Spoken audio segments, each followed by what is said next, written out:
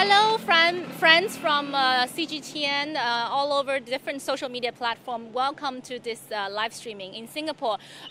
In the past months, we've done quite a lot of cultural stuff in Singapore. As we know, Singapore is a multicultural society. We did some Teudro puppetry. We did a circus. And today we have a very special guest, Malik. He, as you can tell, he's a Malay Singaporean, but he's wearing this traditional Chinese outfit, and he has a very interesting passion.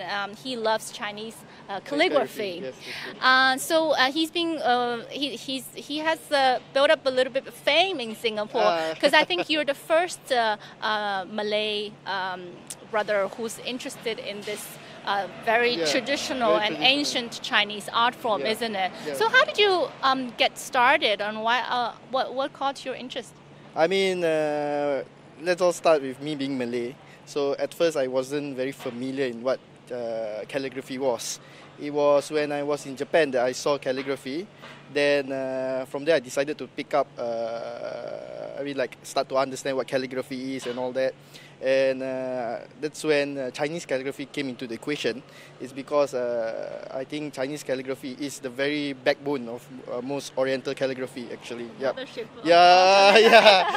In fact, there's this saying in the calligraphy world, which I heard from a very famous calligrapher that said, calligraphy was born in China. It went to Korea, it became Korean, and it went to Japan, it became Japanese. Right. So that was that very quote that made me aspire me, like the fluidity of calligraphy being like, why me as being a Malay, I mean, I could create something. So that's why I decided to embark on this journey to do calligraphy. Right. So we're actually in front of the biggest mosque in downtown Singapore, the Sultan Mosque, in Arab Street, Kampong Glam area, which is the Malay neighborhood.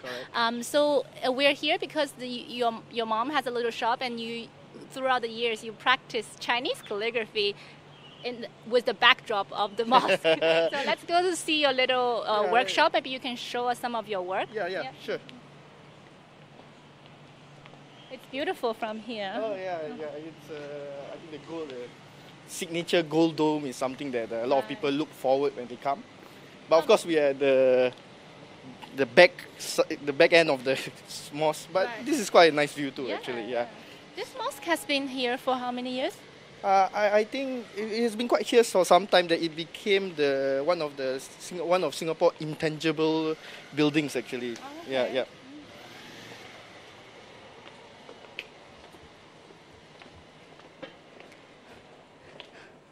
All right, so this is your workshop, a little tranquil area. Still have the view of the mosque. So this is your neighborhood, and people know you. And how are the other Malay people, or your parents, your friends, they think about you and your passion in Chinese calligraphy? I consider myself to be more luckier than most artists because I'm very lucky. The Malay community supports me, and to a large extent, the Chinese community also very open to it. So they say it takes a village to raise a child. So I'm very lucky because they help me out. Yeah.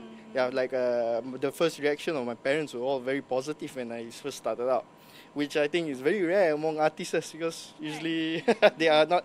I've heard horror stories where the parents get very angry, they have to hide their art and all that. Yeah, so I was very lucky, and the Malay community and the Chinese community take it as a very positive thing. So that's why I believe that I would not have gone very far without their support. Right. But there were also discouragements, right? Because you don't, I don't know about now, but when you started, you didn't speak Chinese. So you speak, When I started out, I was totally clueless. I didn't know any Mandarin. So that's why I started out using this script, which is known as silk script, which is very pictorial. We can actually have a look at it later. Yeah. So the thing about the script when I started out was very anyone could understand because it's drawing. Right. Yeah, so from there, okay, so this is how it looks and all that. So, yeah. Were you interested in drawing before you got into Chinese calligraphy? How old were you when you first started? That's a very interesting question because I didn't do very well in art when I was in my in my elementary school because I think I just didn't caught my interest. So the fact that I managed to embark on calligraphy itself is a surprise for me. Yeah. So was I very interested in drawing when I was in elementary school or in secondary? I mean, like, frankly, no, I was not.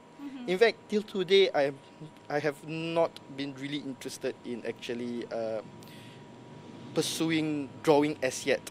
But I think, like most calligraphers, because most calligraphers are expected to not only do calligraphy, but they also learn to do Chinese painting, seal carving. Those are the standards of being a Chinese calligrapher. So eventually, maybe 10 years, 20 years ahead, I might actually embark on it. Yep. Right. So you were not a particularly artistic child, but you found your calling in Chinese calligraphy. Yes. That's I the found thing. my calling in Chinese calligraphy, which I think it's a lot of times, a lot of people were asking me like, hey Malik, why do you do Chinese calligraphy? I always answer that I cannot answer you this question. Like how people say, why Chinese calligraphy? It's like asking me, why do you like your favorite food? No, you can't explain. Found you. Yeah, he found me. So again, as I said, compared to most art students or artists, I'm very, very lucky. Yep. Do you want to show us some of your work? This is my work, some of my works actually. Yep. So we talked about the seal script, which is the most ancient style, most ancient style. Used for seal carving, like stamps. That's right. And then after that you have Li Shu, which is a clerical script. Yep. Which it's a quite interesting style. I quite like that style. I've seen some of your work in that style. Yeah. So I like to say that the mediums throughout the time has always been changing, because when Chinese calligraphy started, it started on actually bones. So then it went through like silk, and then it went through paper, bamboo strips. Then bamboo is before silk or after silk? I think bamboo. I dare not say. I'm not so sure, but I know that it is among that time, because I think Li Shu is more towards the bamboo. But I mean, like, I'm not. So the style evolves because of the medium you yes. wrote on it, Yep. right? Okay. So that is why I have been like embarking on, because me being a millennial artist, so that's why I do three. I think later on we'll see. We'll talk about it. That I have been doing graffiti art when it comes to calligraphy. I've been doing like virtual reality. So I have always been emphasizing, as a calligrapher, you must reflect the time that you are in. Yeah. Of course, you have to stick to tradition. Yeah. So I mean, like, you ask me, I still consider myself as a traditionalist, because I have never let go of the things that I was actually taught by my teachers, and still stick to the paper. Right. It's a practice medium. Oh, sorry. So we yes, digress. we were talking about the style. We have the Li Shu. After Li Shu is the standard traditional script. Kai Shu. Yes. And after Kai Shu, this is a walking script. Walking or running. Running script. And Xing Shu. Xing Shu. Then, which is your favorite style, right? At this current moment, it's my style that I try to. Then there's the cursive script. Which is Cao Shu. Cao Shu. So I mean, like the one that you listed, all calligraphers, or most of the calligraphers, must learn how to do it, master it. So that's why it takes many years to be a calligrapher. It's like a lifelong journey. Lifelong journey. So I mean, like, for me, I'm in no hurry. So that's why. That's Maybe you can show us your work and maybe do a few new ones. A few. I remember that you said you wanted to try out with me. But I only know how to write the standard, the very small one. I've never tried the big one. You can show me. I mean, like, why don't we do something that I started out long ago? That means the seal script, which is very pictorial. Seal script, very pictorial. I'm sure you're familiar with the word Fu. Yes. So the most Chinese New Year. In fact, being a non-Chinese, every time no matter where I go like in Chinese house, whether it is going to be Beijing or Shanghai, there's always this word Fu everywhere I go. Right. So I could say that it's the most written Chinese word. But this is like back to what I said. You were saying this is some of my works. It's all in. Fu Gui. Fu Gui. So this is some of the work that I've been doing recently. Slowly. Oh, sorry. Qi Xiang.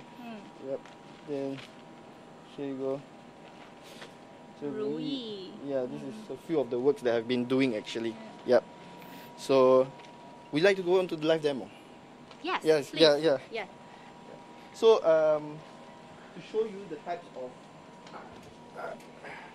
because most people don't see it.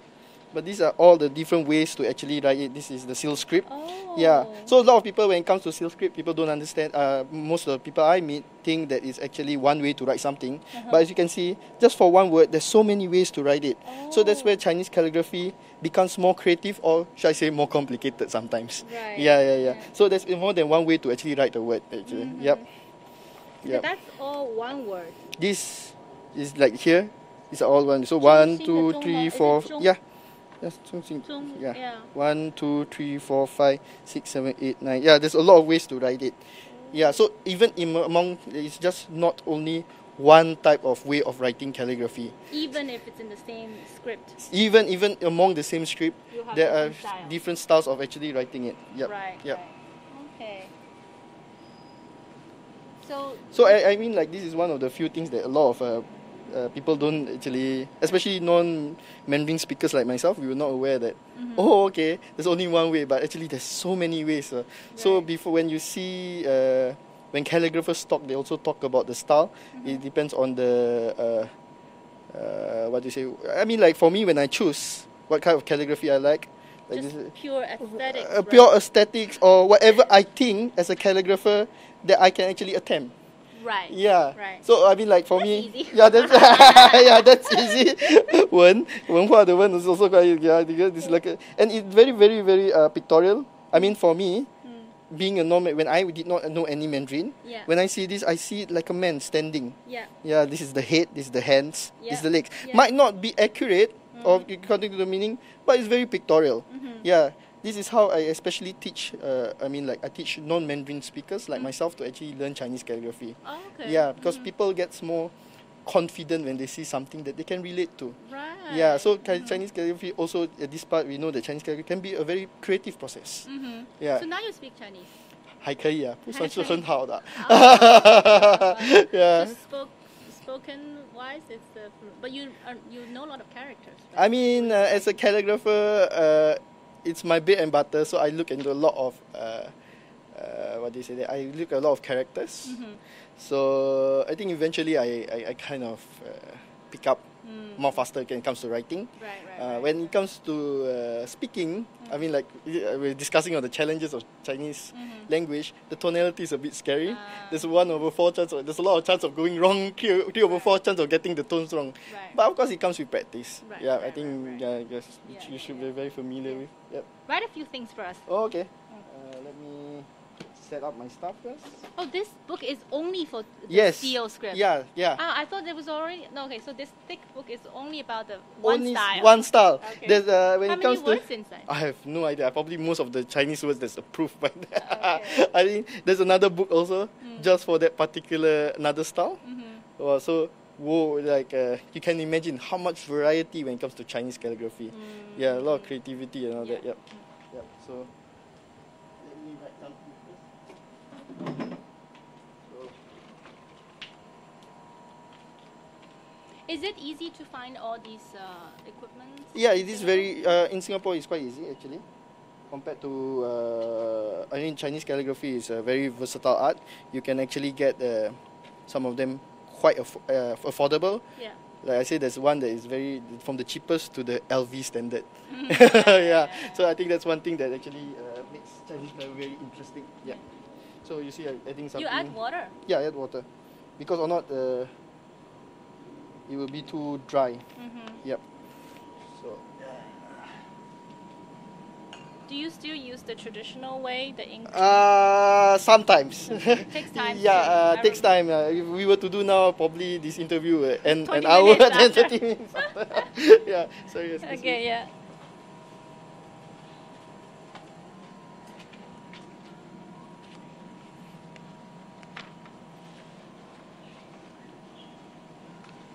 So we know that you had a Chinese teacher.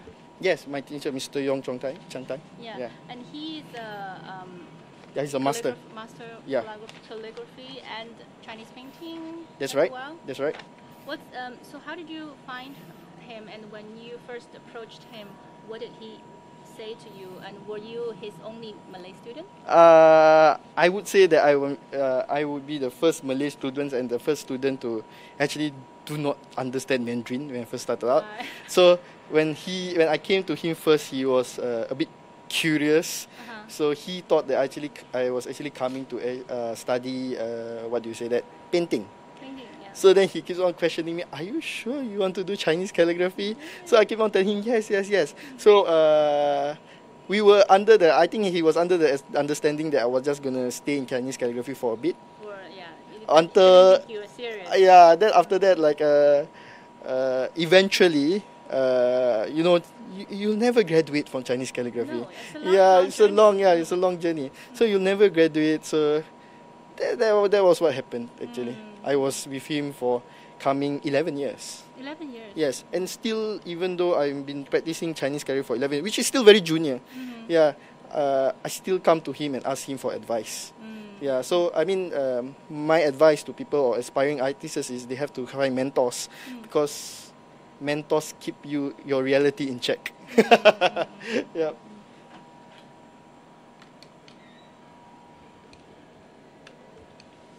So the choice of brushes depends on the style, or at a large extent, it's actually how big I want the character to be. Right. Of course, I can't write a small brush, can't write a big character. Yeah, and at the small end, the bristles, there are actually a lot of types. Yeah, there's Yang Mao, like which is sheep. Yang Hao. Yeah, Yang Hao. Then there's the wolf. Lang Hao. Yeah, Lang Hao. Yes, yeah. So that depends or mix both. So what's the difference between the sheep hair and the wolf hair? Wolf hair is harder, right? Yeah, harder. That means when you do the sheep hair, right, it actually stays.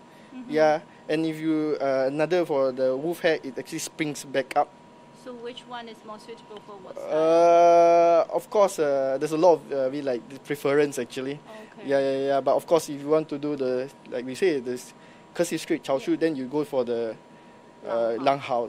Because it springs back and all that. I mean, that's what I've been told, but I have not ventured yet into cursive. So I can only tell you when I actually pursue it. Yep.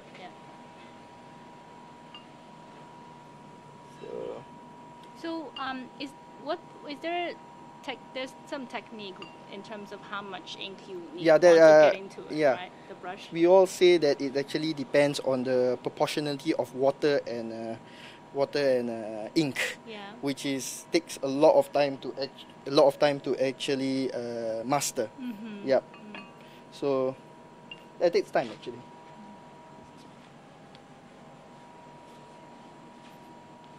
Where did you get this brush? Oh, I bought this just when I was in Beijing.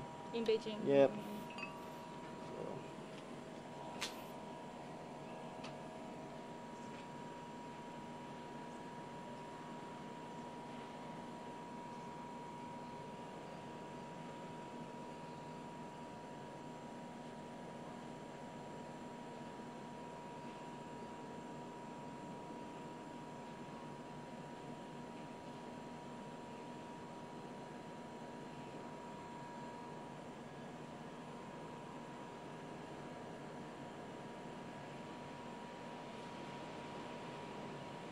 Here you go. Nice. You want to try it?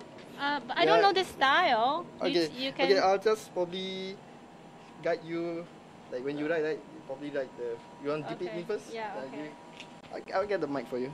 Okay. Yeah, I'll probably write it on a new paper. New So paper. part of actually being a calligrapher is learning how to actually fold paper. Oh.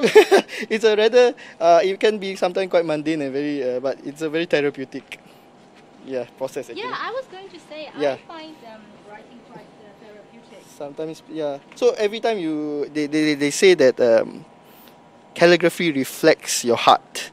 So you can see the emotion. The through emotions. The words, Yeah. right? So you have to be really, really patient.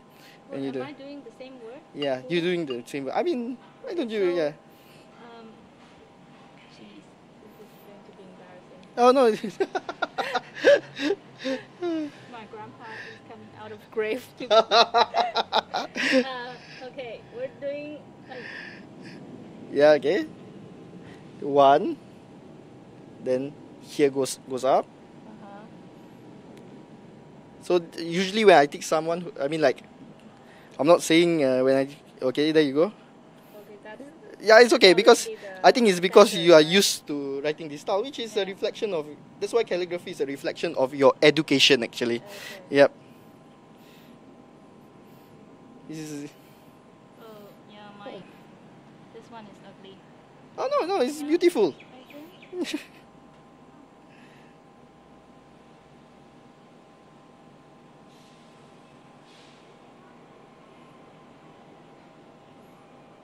I want to learn the running and Running script. So this is the standard. Yeah, this is the standard script actually. I think, which is. But I see what you mean. Like this one has no soul, but the one you have had a bit of. I don't agree with you when you say there's no soul. I don't agree with you because how should we say? Everybody does calligraphy. It's like I say, a reflection. Like when I wrote my Fu, I chose it to be this way. It's because I've been seeing Fu, this style for so many times. For you, you wrote it this way. It's because you have seen Fu written this style for a very long time. So it's a reflection of your background. Not only that, like we say that I could see that you're. I mean, like people say, very proper. Can I say that? I don't know. I mean, like, but anyway, the most important is like. That's why calligraphy is something very intimate. Yeah, it's very intimate. So it really like okay, this guy already see it like for you like you see it like this way. Yeah. So that's how most people actually also appreciate Chinese calligraphy. Yeah. Yeah, because I mean like those people who actually really have refined taste of calligraphy can actually when they see they can they even can trace back in what type of script you have been practicing a lot. Yeah. So that's how refined calligraphy is. But of course, the most important I think that is like when calligraphers talk about it, we always talk about having enough bone and meat. Yeah, which I think you have actually. I do. Yeah. It doesn't because there's some people who actually does. Don't show. Because some people when they do they tend to. Oh, sorry, this is your work. Okay. Yeah. So when they do that, they tend to be very insecure. Then they do like this, no? They are very afraid. Okay. But when you have enough bones and meat, you use very confident strokes. So when strokes is something that's very well discussed in Chinese calligraphy. Yep. Let's talk about your work nowadays. You talked about that now you're using the new technology, VR. Is it VR or AR? I think it's recently we have been exploring both VR and AR. Okay. How do you? What's the application? How do you use calligraphy? I've been actively trying to pursue VR in a performance base. So using a Google Tilt brush. Yeah. Actually, I write calligraphy in a space. In a virtual space. So that's where I wear a virtual reality goggle. Yeah. So when I wear the virtual reality goggle, then people can see live calligraphy. It's in a way that is actually not only because most of the time people see calligraphy in just you see 2D, product, 2D. You find the product in 2D, but VR gives the 3D effect. Yeah. Yeah. Not only that, calligraphy actually. I mean, like VR actually, you can explore the space that is into it. Yep. Right. Yeah. So these are commercial workshops that often take place in public spaces, so more people can know this form of Yes. art. And you also work with youth in Singapore. Yes, I work with youth. I mean, I try to work with everybody, not only youth, because I think I believe in the flexibility of Chinese calligraphy. So I've been working with youth. I've been working with old folks to actually promote calligraphy. As in, like when you approach the youth, you cannot use traditional methods because they're not really excited about it. Right. But when it comes to old folks and you use like VR, I mean, like I'm not. You might lost them. So there must be a healthy mix of both. Right. Yep. So do you see that the children are more interested in calligraphy through the new technology? Children are especially excited to wear the VR glasses because it's something very new for them. Right. So they will don them, then they'll walk through the space. Yep. Let me check if there's any questions online from our netizens and for you. Okay. If not, maybe you write a few words for us, and Okay, then sure. is there anything? Just a lot of compliments. People are loving the work. They want to see more of. Okay, they want to see more writing. Yes, yes, more writing.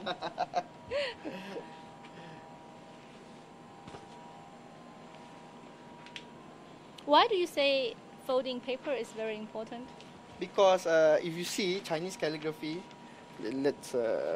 Chinese calligraphy is actually written in a squarish format. Yeah. And even among other scripts, not only are they in squarish format, sometimes they are elongated. So being a calligrapher, you must be actually smart. I mean, like folding paper, or I like to say like the origami of it actually is very, very important, because not only you must learn how to actually ellipse or square, you must know how to make it long. And being a beginner, some beginners can't. Most of them, I mean, like it's very hard to control, Right. because there's a lot of brush strokes. So that's why you got to learn how to fold the paper as such that you can see the creases to guide you. But once you reach that high level, or rather your eyes are trained at it, you no longer have to rely on the folding. Yeah, sometimes folding also save paper. Yeah, because because sometimes you overcompensate. You do, okay, I want to do 6 characters. Then you think, oh, okay lah, no, I want to do 6 characters, but then after that you allocate too much paper. Then you have to cut it. And it can to be not very nice lah. Yep. Yep.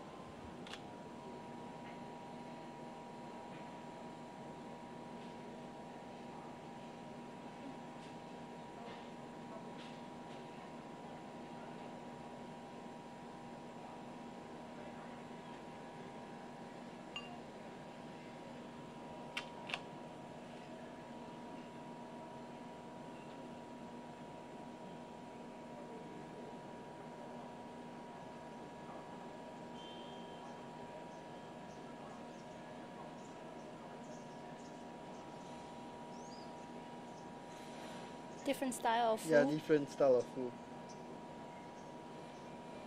I thought it would be very good for the viewers to actually see. There's a lot of ways to write Chinese calligraphy. Not only just. Yep. What style is that? This is Chuan Shu. Oh. Yeah, ancient script. So whenever I talk to someone about this, then we can say like, oh, do you see this? This looks like a jar. Jar. Yeah, oh, yeah. Jar So of yeah, fashion. yeah, that's right. Fortune. So when you see like, oh, okay, it's very pictorial, so it's easily understood actually. Right. So I say that if you are a foreigner and you love to like Chinese calligraphy, my recommendation is to start with ancient scripts. Yeah, like I say, it's very, very pictorial, and yep, like I say, all this. So you can actually interpret. Like how I told you earlier on the word wen, wenhua the wen. It looks like a man standing. So I'll just in fact let's pick one that's here. Then we can actually like look.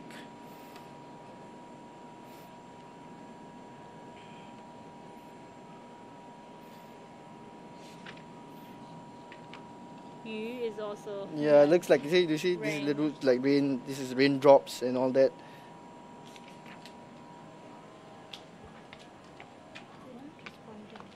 They're not responding to me. No, okay.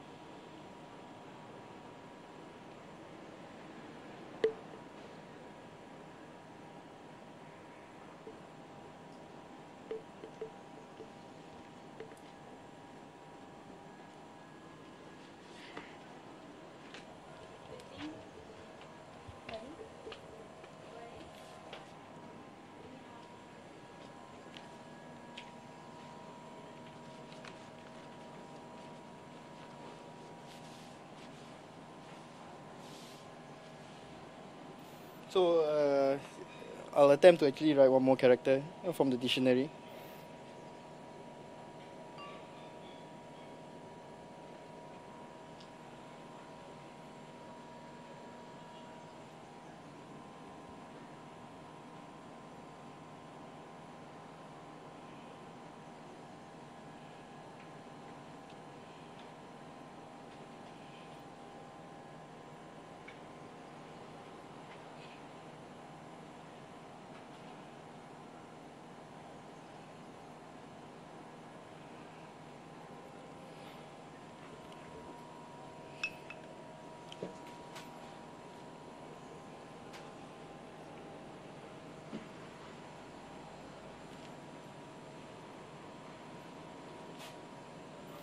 So I mean, like, this is the character for water actually. You can shui.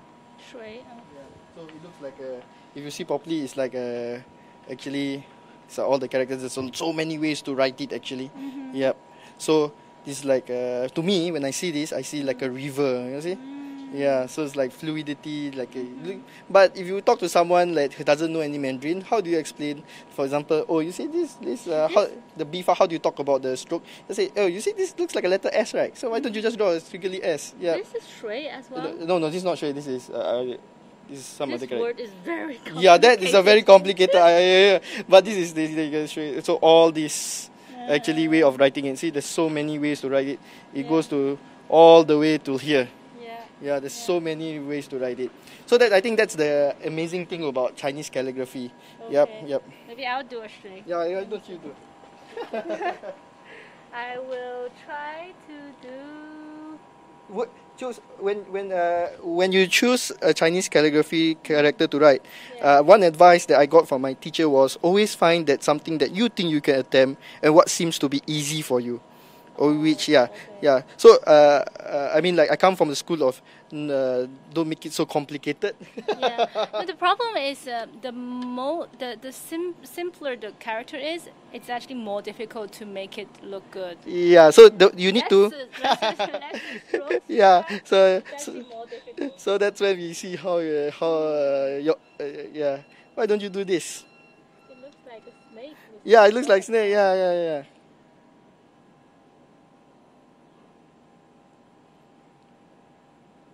Wow, that's beautiful. Thank you.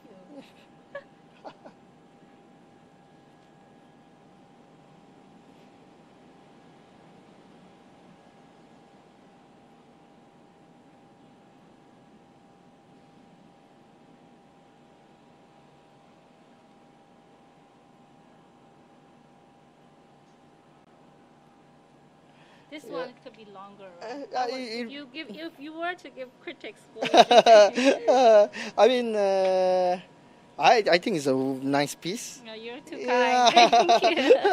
I think it's a nice piece. There's nothing much because again, it's very interesting to see the type of way that actually people actually create calligraphy lah. Yeah. Even among this, you see, this one is different. The way it cites here, and the one that you wrote, is the opposite. Yeah. So there's a lot of ways to actually write it. Actually, yeah. Well, if the Chinese characters can be so versatile, flexible these days, it'll be easier to learn. Yes, I understand that. That's right. Yep. Okay. What else do you want to share with us?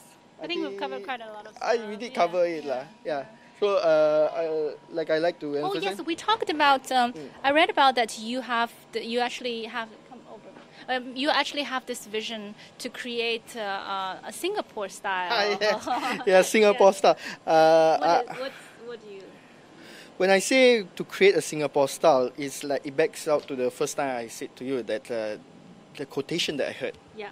On how like Korean style and probably Singaporean style. So we know that the Japanese and Korean, they learned calligraphy. Everything's borrowed. I mean, like it's something that they learned from the Chinese. So we know from the history how they took very long to actually develop their own style of writing. Even so, I like to say that if I had the vision to create a Singaporean style. But what defines a Singaporean is something that for me, there's a lot of way. I mean, if we were to start something like what the Japanese did, right, we would take maybe even centuries to define. Generations. Yeah. So even though I mean like I say this because I like to contribute a verse in it, like how we do calligraphy and all. I mean like what style is it? Is it gonna have a Malay influence? Will it have an Indian influence? I don't know. But at least in the future when we develop something, I can say that hey, there's a discussion. I started the discussion for it. I mean, on my own way, I've been combining Chinese calligraphy with Arabic script. Yeah, which is something I think is done before. So it's still, in my own way, it might be very, very superficial. But I hope in 20 or even 50 generations later, SG 100 probably, Singapore 100, somebody will actually continue the efforts. Yeah. Sometimes it doesn't mean that it comes to a Singaporean calligraphy or any kind of calligraphy. It doesn't mean that it has to be on paper. It could be on the medium. It could be something that Singapore will be known for when it comes to calligraphy, probably virtual reality calligraphy. But I mean like, I cannot answer the question because I'm just a part of the equation. Yeah. So one thing for sure is that you're going to continue on this journey, right? Yes, I will continue on my journey. Find out, like I say, calligraphy is a very intimate thing. It's an Inward. looking. Yeah. So searching. Yeah, you have to. Therapeutic. It can be therapeutic and can be very frustrating sometimes. I think it's very important to emphasize the fact that calligraphy is also considered to be one of the most difficult Chinese medium. Yeah. Okay. Because like I say, culturally, it's I think I said before, the Chinese calligrapher is seen as the custodian of the Chinese culture. Yeah, like we know that Chinese calligraphers, they must do the 5 scripts. Yeah. It's also an art form that has Yes. a very comprehensive system. Yes. People have been doing that since Yes. Qing. Yeah, Qing, Qing, so yeah. they were already at the peak. Yeah, during the peak. Qing Yeah, dynasty. correct. and all that. Yeah. And now we have so much to learn. There's so much to do. It's okay again for artists. I feel that it's actually a double-edged sword because the amount of information, it's a lot of inspiration, but you can get lost if you don't have a teacher. Yeah. So some people say that they can do calligraphy on their own. I mean, I come from the camp who tend to disagree with that. Yeah. You have to be really, really careful when it comes to Chinese calligraphy. Even I'd say professional calligraphy themselves make mistakes. Yeah. So a mentor is really important. Yep. Yeah. So like I say, because Chinese calligraphy is a very, very Chinese calligraphers is being placed in such an important role in the society in Chinese culture. Being a foreigner, I kind of see it. Yeah, because like you do the 5 scripts, you must know how to do seal carving. You must know poetry. Then after that, because of that, right, anything everybody refers to you. I mean, for me, I'm the most scary thing is poetry, because poetry is something very, very higher Mandarin. Yeah. So for me, I feel even when I come in even if I manage to live in my golden years, I'm still gonna be a work in progress. But I guess that's also the beauty of it, because we are all just seeing the tip of the iceberg of this art form, this ancient comprehensive art form. And as we said earlier, it's a lifelong journey to perfect yourself, to learn. I hope our audience have learned something new. And if you got a chance, as Malik said, these equipments are not expensive. They're not. You can find it in Chinatown, all over the world. Pick Pick up a brush. Even I feel that you can get one in downtown New York. I'm so sure. I'm very sure. And maybe it will give you some inspiration or pleasure practicing calligraphy. Yes, thank you so much, thank you, Malik. thank you. So on that note, we'll end today's live streaming. Thank you for tuning in. See you next time.